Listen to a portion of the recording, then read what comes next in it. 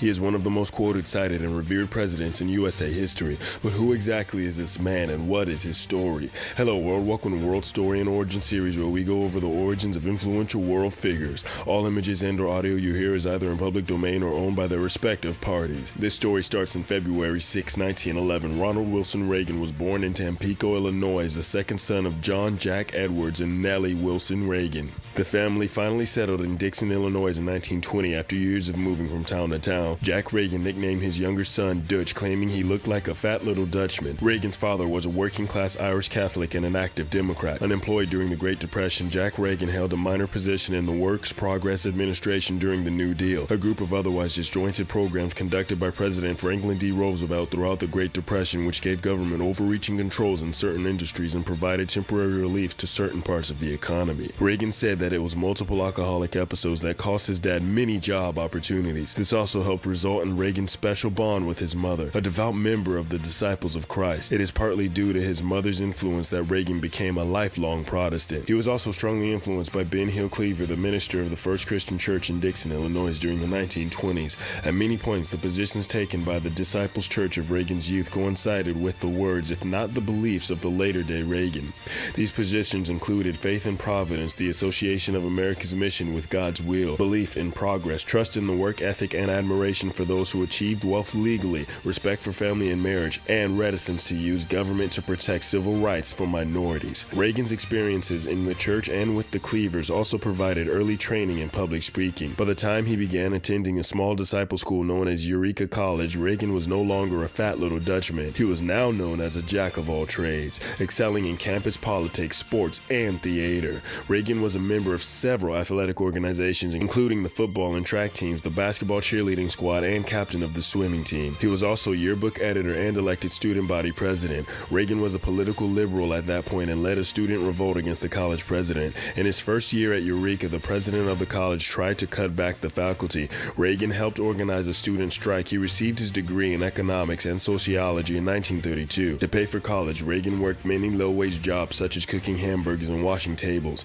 He was also working as a lifeguard at Lowell Park on the Rock River in Dixon for 7 summers, where he saved 77 swimmers from drowning. After college, Reagan became a radio sports announcer in Iowa. Although he was originally only hired to announce the University of Iowa football games, he became so popular in the Midwest, he began writing sports columns and covering Chicago Cubs baseball games at Wrigley Field. He also received guidance and motivation from his mother, who helped spark her son's interest in acting and believed the stage could be used as a force for noble purposes. In 1937, Reagan traveled to Hollywood to cover the Chicago Cubs spring training games and look at prospects in the film industry. Warner Brothers Studio offered him a 1-year contract with a starting salary of $200 a week. Adjusted for inflation, that's equivalent to nearly $3,500 today. He made his first on-screen debut in 1937 movie Love Is on the Air, then became famous starring in numerous other movies. In 1941, Reagan gave a well-received performance in the Oscar-nominated film King's Row. Other notable movies include Newt Rockney, The Hasty Heart, and the film Brother Rat, which is where Reagan first met his future wife, Jane Wyman. The couple would have 3 children between 1941 and 1948. Their last child, Christine Reagan, was born prematurely and survived only 1 day. The baby's death traumatized Wyman, and she divorced Reagan in 1948. During the war, Reagan was in the Air Force, where he was assigned to make training films. While serving, Reagan was promoted several times. On January 4th, 1943, he was promoted to first lieutenant. On January 22nd, 1943, he was promoted to captain.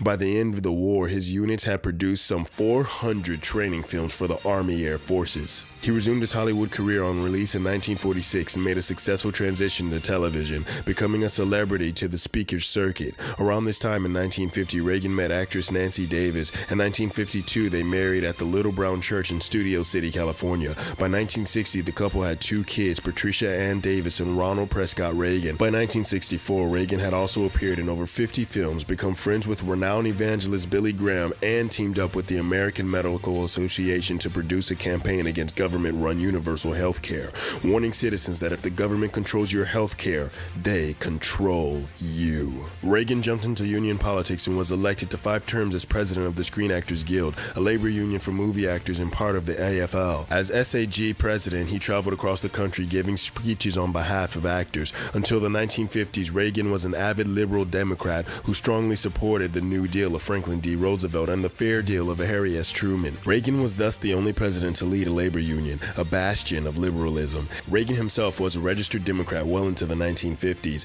but as head of the Screen Actors Guild, he fought against communist infiltration. In 1947, he became an FBI informant known by the Bureau as Informant T10. Peggy Noonan, a well-known social and political writer, Wall Street Journal columnist, and presidential speechwriter, wrote, "Even in his zeal to purge the communist influence from Hollywood, he fought those who engaged in witch hunts and defended those who had been falsely accused of involvement."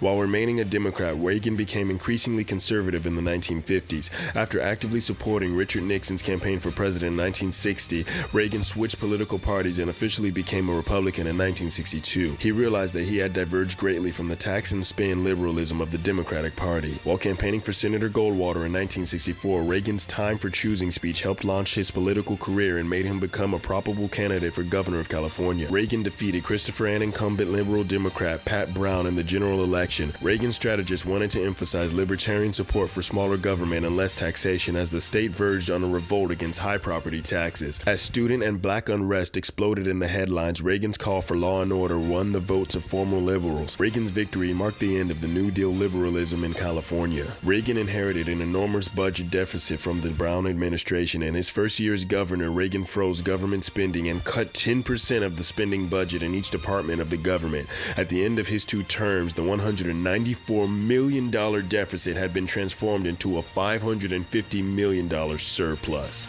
The San Francisco Chronicle editorialized, "We exaggerate very little when we say that Reagan has saved the state from bankruptcy." After this and a formidable list of impressive accomplishments, Reagan decided not to run for a 3rd term, and his time in the governor's office ended in 1975. It was at this time that he became a nationally syndicated radio show host. From 1975 to 1979, Reagan gave over 1,000 radio addresses to the listeners in 20 to 30 million homes each week. At the 1975 Conservative Political Action Conference, Reagan talked about the new Republican Party in a speech titled "Let Them Go Their Way." At the time, voters were of the belief that because Republicans did very little in the way of conservative principles and values, that there was little to no difference between the two parties. Reagan's main point was that instead of organizing a new third party, why not organize a new first party? After losing a close Republican primary against Gerald Ford in 1976, Reagan would win both the Republican primary and then the presidency in 1980 and be sworn into office January 20th, 1981. On that same day, Iranian dictator Ayatollah released his American hostages after keeping them in captivity for 444 days. It was a signal of the newfound American strength under what would become known as one of the greatest administrations in U.S. history. I hope you enjoyed this origin story. Please like, share, and subscribe to ensure new content every 2 weeks.